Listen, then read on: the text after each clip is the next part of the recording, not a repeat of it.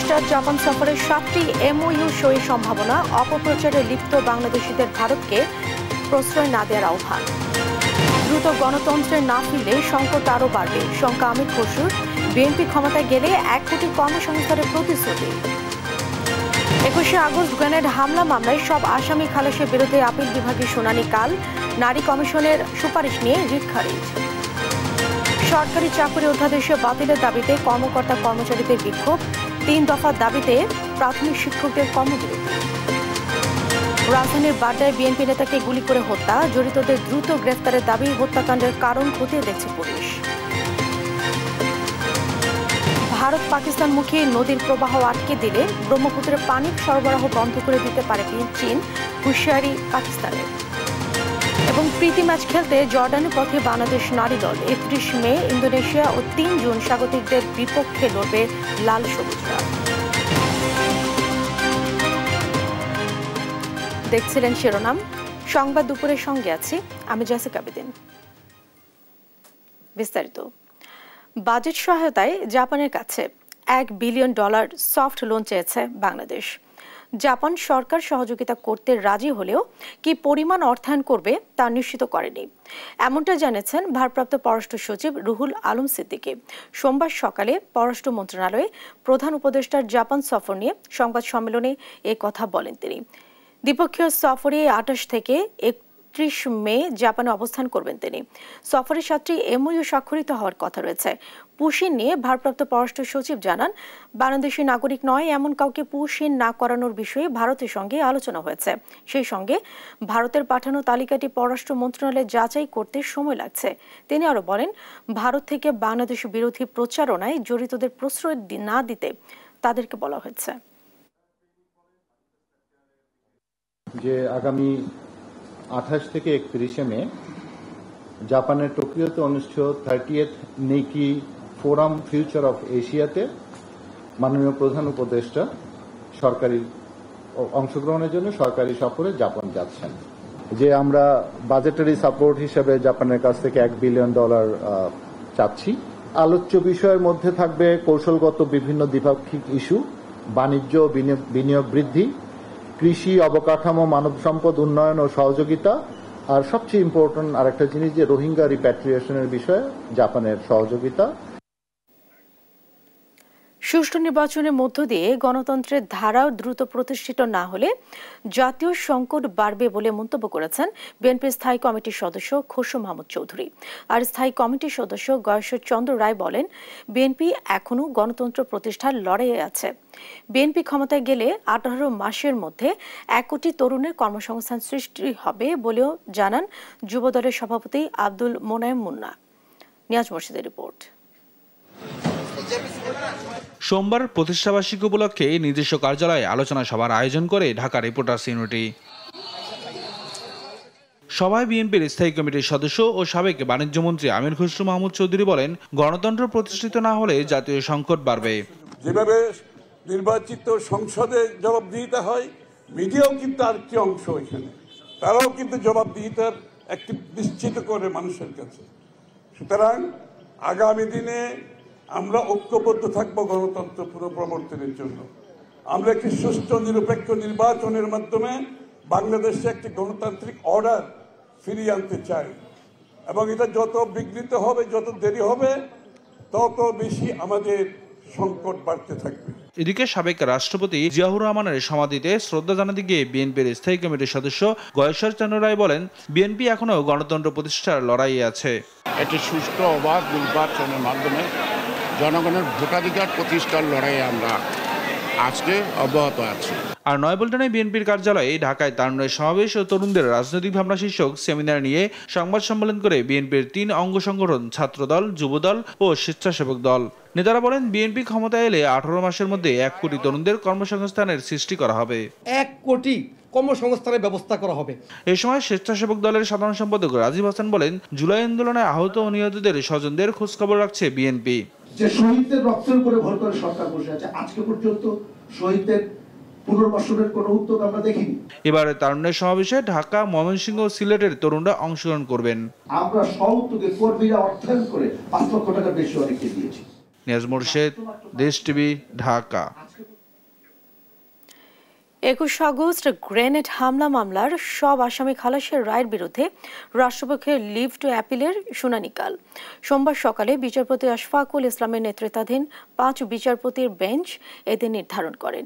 এর আগে গেল 1 ডিসেম্বর 21 আগস্ট গ্রেনেড হামলা মামলায় হত্যার ও বিস্ফোরক দ্রব্য আইনের মামলায় বিএনপির ভারপ্রাপ্ত চেয়ারম্যান তারেক রহমান সহ সব আসামিকে খালাস দিয়ে রায় দেন হাইকোর্ট।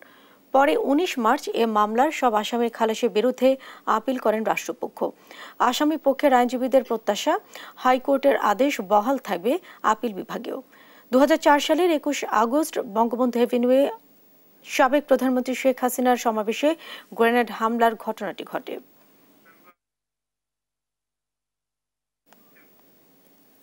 নারী সংস্কার কমিশনের সুপারিশের কয়েকটি বিতর্কিত ধারার বৈধতা চ্যালেঞ্জ করে দায়ের করা রিট খারিজ করে দিয়েছেন হাইকোর্ট।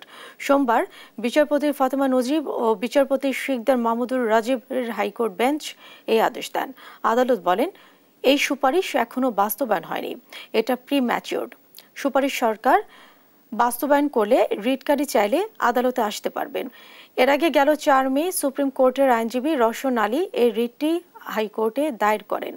রিটে নারী সংস্কার কমিশনের সুপারিশ মালায় থাকা পুরুষ ও নারীর জন্য সমান উত্তরাধিকার বহুবিবাহ নিষিদ্ধ করার প্রস্তাব, যৌন কর্মকে বৈধ পেশা হিসেবে স্বীকৃত দেওয়ার প্রস্তাব সহ কয়েকটি ধারার বৈধতা চ্যালেঞ্জ করা হয় এবং তা পর্যালোচনার জন্য একটি বিশেষজ্ঞ কমিটি গঠনের আহ্বান জানানো হয়। রিট পিটিশনটা দায়ের করেছিলাম, আপনারা জানেন গত 19 তারিখে এই রিট পিটিশনের মোশন হিয়ারিং হয়েছে এবং আজ এই রিট পিটিশন 26 তারিখে মোশন হিয়ারিং এর যে শুনানিটা হয়েছে সেটার আদেশ প্রদানের জন্য আজকে দিন ধার্য ছিল। আদালত আমাদের এই রিট পিটিশনটি একটি অবজারভেশন দিয়ে সামারিলি রিজেক্ট করেছেন এবং সেই অবজারভেশনে আমরা আশা করছি সেই অবজারভেশনটি আগামী 2 থেকে 4 দিনের মধ্যে আমরা পাবো। সরকারি চাকুরি সংশোধন অধ্যাদেশ 2025 বাতিলের দাবিতে টানা তৃতীয় দিনের মতো বিক্ষোভ মিছিল করছেন বিভিন্ন মন্ত্রণালয় ও বিভাগের কর্মচারীরা। শত শত কর্মকর্তা কর্মচারী কাজ বাদ দিয়ে বিক্ষোভে অংশ নেন। বেলা 11:30টায় সচিবালয়ে 6 নম্বর ভবনের সামনে জড়ো হয়ে মিছিল সহ তারা জনপ্রশাসন মন্ত্রণালয়ের সামনে অবস্থান নেন। মিছিলে অংশগ্রহণকারীরা স্লোগান দেন, সচিবালয়ের কর্মচারী এক হও, লড়াই করো, অবৈধ কালো আইন মানি না, মানব না, আমাদের দাবি মানতে হবে। এ সময় জনপ্রশাসন সচিবকে ভুয়া বলে স্লোগান দেন আন্দোলনকারীরা। পরে মিছিলটি সচিবালয় প্রদক্ষিণ করে। 4টা পর্যন্ত আমরা এখানে অবস্থান কর্মসূচি করব। এর মধ্যে যদি কোনো খবর আমার কাছে না আসে, আমাদের নেতৃবৃন্দের কাছে না আসে, তাহলে আমরা চূড়ান্ত কর্মসূচি ঘোষণা করব, তাদেরকে বের করে তারপর আমরা যদি না হয় 4টার পরে এই যে 14 তলার জন্য যে বিদ্যুতের সংযোগ দেওয়া আছে না, এটা আমরা বন্ধ করে দেব। সহকারী শিক্ষক পদকে এন্ট্রি পদ ধরে 11তম গ্রেডে বেতন নির্ধারণ সহ 3 দফা দাবিতে পূর্ণ দিবস কর্মবিরতি পালন করছেন প্রাথমিক বিদ্যালয়ের শিক্ষকরা। সোমবার সকাল 9টা থেকে এই কর্মবিরতি শুরু করে শিক্ষকরা। এতে বন্ধ রয়েছে পাঠদান কর্মসূচি। এর আগে রোববার সহকারী শিক্ষক সংগঠন ঐক্য পরিষদ পূর্ণ দিবস কর্মবিরতি পালনের ঘোষণা দেন। দাবি আদায় না হওয়া পর্যন্ত এই কর্মসূচি চলবে। 3 দফা দাবিতে গত 5 মে থেকে 15 মে পর্যন্ত 1 ঘন্টা, 16 মে থেকে 20 মে পর্যন্ত 2 ঘন্টা, 21 মে থেকে 25 মে পর্যন্ত অর্ধদিবস কর্মবিরতি পালন করেন শিক্ষকরা।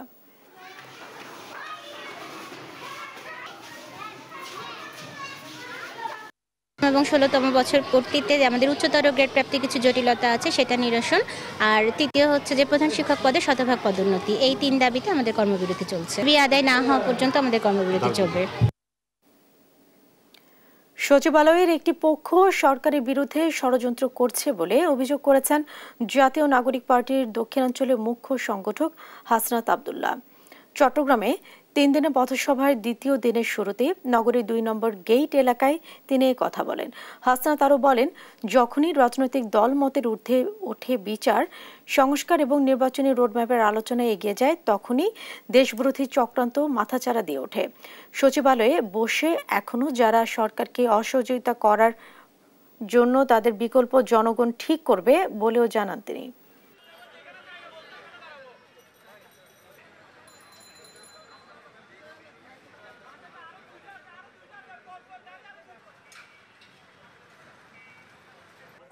আপনারা জনগণের মুখোমুখি দাঁড়িয়ে আপনারা যদি এই সরকারকে আপনারা হুমকি দেন, ধামকি দেন যে এই সরকার সংস্কার কার্যক্রম যদি করে থাকে তাহলে সেটিকে আপনারা বাধা দিবেন। আপনারা মনে রাখবেন এই জনগণ আপনাদের বিকল্প খুঁজে নেবে। সাধারণ নাগরিকদের এইভাবে যে রাস্তার মধ্যে গুলি করে হত্যা করছিল, একজন সচিব, একজন আমলা, রাষ্ট্রের একজন নাগরিক, একজন সরকারি চাকরিজীবীকে পদত্যাগের কোনো খবর এসেছে? আজকে যখন দেখবেন সরকার কার্যক্রম শুরু করেছে তারা বাধা হয়ে দাঁড়াচ্ছে, যেখানে সহযোগিতা করার দরকার ছিল। আপনাদের যদি সংস্কার কার্যক্রম নিয়ে কোনো পর্যালোচনা থাকে, কোনো মন্তব্য থাকে, সেটা আপনারা নিজেরা আলোচনার মধ্য দিয়ে সেটা সমাধান করুন, কিন্তু সরকারকে যদি জিম্মি করেন সেটার পরিস্থিতি ভালো হবে না। ঢাকা বিশ্ববিদ্যালয়ের শিক্ষার্থী ও ছাত্রদল নেতা শাহরিয়ার আলম শাম্য হত্যার বিচারের দাবিতে বিক্ষোভ মিছিল করছে সহপাঠীরা। সোমবার সকালে এই কর্মসূচি থেকে প্রকৃত অপরাধীদের দ্রুত গ্রেফতারের পাশাপাশি নিরাপদ ক্যাম্পাস গড়ে ওঠার দাবি জানায় শিক্ষার্থীরা।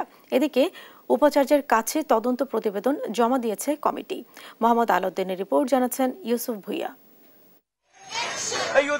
ঢাকা বিশ্ববিদ্যালয়ের শিক্ষার্থী ও ছাত্রদল নেতা শাহরিয়ার আলম শাম্যের হত্যাকারীদের দ্রুত বিচার নিশ্চিতে এই কর্মসূচি সহপাঠীদের। সোমবার সকালে বিশ্ববিদ্যালয়ের অপরাজয় বাংলার সামনে বিক্ষোভ মিছিল করেন শিক্ষার্থীরা। তারা অভিযোগ করেন, হত্যাকাণ্ডের 12 দিন পার হলেও এখনও ধরাছোঁয়ার বাইরে প্রকৃত অপরাধীরা। এ নিয়ে ক্ষোভ জানান তারা। এরকম মৃত্যু আমরা কামনা করি না, এটা আমাদের নিরাপত্তার প্রশ্ন থেকে যায়। আমাদের দাবি হচ্ছে আমরা একটা নিরাপদ ক্যাম্পাস চাই। 12 দিন হয়েছে, ডিবিতে স্থানান্তরের প্রায় 3-4 দিন হয়ে যাচ্ছে, দৃষ্টিগোচর কোনো আমরা প্রোগ্রেস দেখতে পারিনি। ক্যাম্পাসের নিরাপত্তা নিশ্চিতে বহিরাগতদের প্রবেশ নিষিদ্ধ করার দাবিও জানান শিক্ষার্থীরা। আমরা এরকম ক্যাম্পাস প্রত্যাশা করছি যেখানে আমরা নিশ্চিন্তে চলাফেরা করতে পারবো। আমাদের এরকম চিন্তা নিয়ে রাস্তায় বের হতে হবে না যে আমি কোনো হ্যারাসমেন্টের শিকার হতে পারি। এমন ঘটনা যে সামনে ঘটবে না তার নিশ্চয়তা আসলে কি? আমরা তার নিশ্চয়তা চাই, আমরা আমাদের জীবনের নিরাপত্তা চাই। এদিকে বিশ্ববিদ্যালয়ের উপাচার্যের কাছে তদন্ত প্রতিবেদন জমা দিয়েছে হত্যাকাণ্ড তদন্তের জন্য গঠিত কমিটি।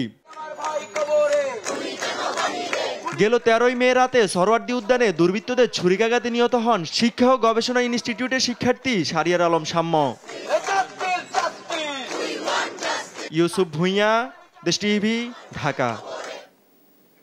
দুদকের তলবে হাজির না হয়ে 90 দিনের সময় চাইলেন বসুন্ধরা গ্রুপের চেয়ারম্যান আহমেদ আকবর সোবহান সহ পরিবারের 9 সদস্য। সোমবার তাদের প্রতিনিধি দুদকের প্রধান কার্যালয়ে সেগুনবাগিচায় এই আবেদনটি জমা দেন। চেয়ারম্যান আব্দুল মোমেনের কাছে পাঠানো এই আবেদনে তারা 90 দিনের সময় চেয়েছেন বলে জানা গেছে। চিঠিতে শারীরিক অসুস্থতা ও বসুন্ধরা গ্রুপের যাবতীয় হিসাবে সময় দরকার বলে উল্লেখ করা হয়। এর আগে অর্থ পাচার, জমি দখল, রাজস্ব ফাঁকি সহ বিভিন্ন অভিযোগে বসুন্ধরা গ্রুপের চেয়ারম্যান ও তার পরিবারের সদস্যদের তলব করে চিঠি দেয় সংস্থাটি। সেই চিঠিতে বসুন্ধরা গ্রুপের চেয়ারম্যান আহমেদ আকবর সোবহান, তার স্ত্রী আফরোজা বেগম, ছেলে সাদাত সোবহান, ছেলের স্ত্রী সোনিয়া ফেরদৌস সোবহানকে 25 মে এবং সাইম সোবহান আনভীর, তার সাবরিনা সোবহান, সাফিয়াত সোবহান, সাফান সোবহান এবং ইয়াসা সোবহানকে 26 মে দুদকে হাজির হতে বলা হয়েছিল।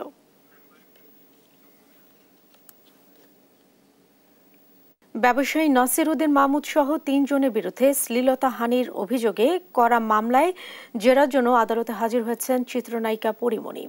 সোমবার সকালে নিজ গাড়িতে করে আদালতে উপস্থিত হন তিনি। এরপর নারী ও শিশু নির্যাতন দমন ট্রাইব্যুনাল 9-এ প্রবেশ করেন পরিমণি। পরে আদালত বিকেল 3টায় শুনানির সময় নির্ধারণ করেন। এর আগে 2022 সালে 29 নভেম্বর সকালে পরিমণি তার স্বামী রাজকে নিয়ে আদালতে উপস্থিত হয়েছিলেন। যত তাড়াতাড়ি আসলে আমি তো চাই খুব দ্রুত আসামিকে তার শাস্তিটা আসলে তাকে প্রাপ্য শাস্তিটা তাকে দেওয়া হোক। পরিমণির দায়ের করা নারী শিশু 447-21 মামলাটি ছিল।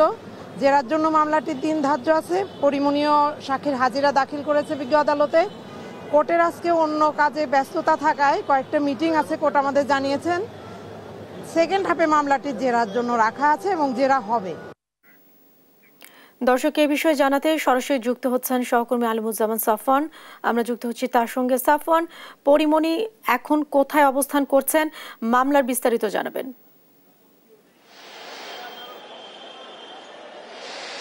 জেসিকা, আমরা এই মুহূর্তে ঢাকা জজ কোর্টে রয়েছে এবং 2021 সালের 8ই জুন পরিমণিকে আসলে মারধর এবং ধর্ষণ চেষ্টার যে মামলাটি করা হয়েছিল সেটির বিচার কাজের জন্য আজকে কিন্তু জজ কোর্টে তিনি এসেছিলেন সকালবেলা এবং সেখানে আসলে কিছুটা অন্যান্য মামলার কিছু প্রক্রিয়া থাকে সকালবেলা আসলে তার যেই সাক্ষ্য গ্রহণ সেটি কিন্তু আজকে করার কথা ছিল, সেটি সকালবেলা করা সম্ভব হয়নি।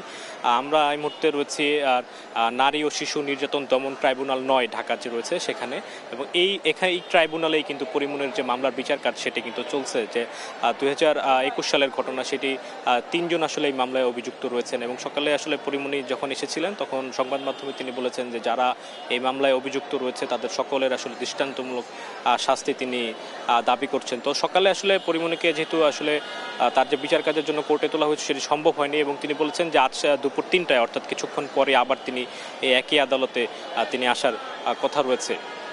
এছাড়া যেটি জানিয়ে দিতে চাই যে ওই সময় 2021 সালের 8ই জুনে উত্তরার যে বোট ক্লাব রয়েছে সেখানে গভীর রাতে একটি ঘটনা ঘটে এবং তার কিছুক্ষণ পরে কিন্তু তার পরিমণি তার সোশ্যাল মিডিয়াতে অভিযোগ করেন তাকে আসলে ওখানে মারধর করা হয়েছে এবং তাকে ধর্ষণ চেষ্টা করা হয়েছে। এরপরে কিন্তু তার পরের দিনই মামলার অন্যতম আসামি ব্যবসায়ী নাসিরউদ্দিন আহমেদকে কিন্তু গ্রেপ্তার করা হয়েছিল। তো আজকে যে বিষয়টির জন্য পরিমণি কোর্টে আসবেন সেটি হচ্ছে আসামি পক্ষের যারা আইনজীবীরা রয়েছেন তাকে কিন্তু আজকে পরিমণিকে অর্থাৎ জেরা করবেন তারা, এমনটি কিন্তু সর্বশেষ খবর আমরা জানতে পেরেছি। তো জেসিকা, আমরা পরিমণির জন্য অপেক্ষা করছি, কিছুক্ষণ পরেই 3টায় তিনি আবারও জজ কোর্টে আসার কথা রয়েছে।